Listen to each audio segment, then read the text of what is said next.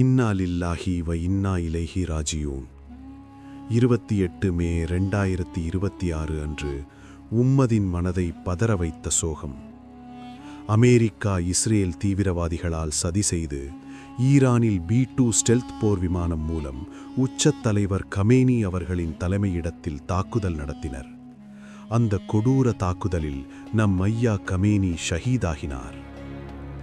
இந்த கொடூர தாக்குதலுக்கு காரணம் மற்ற அரபு நாடுகள் அமெரிக்காவுக்கு அடிபணிந்து நின்றன.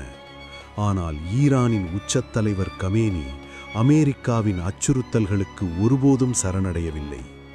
அல்லாஹுவை தவிர யாரிடமும் அடிபணிய மாட்டோம் என்று வீரமாக எதிர்த்து நின்றார்.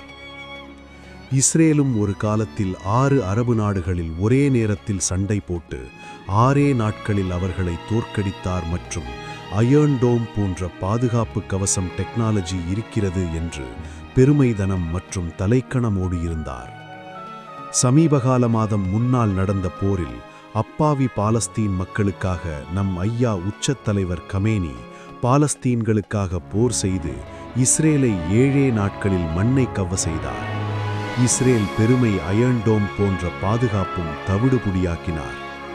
நம் ஐயா கமேனி இவர் மண்ணை விட்டு பிரிந்தாலும் இவரோட வீரம் என்றுமே அழியாத சரித்திரம் பெற்றது. இவரோட மறுமை வாழ்க்கைக்காக நாம் எல்லோரும் துவா செய்வோம்.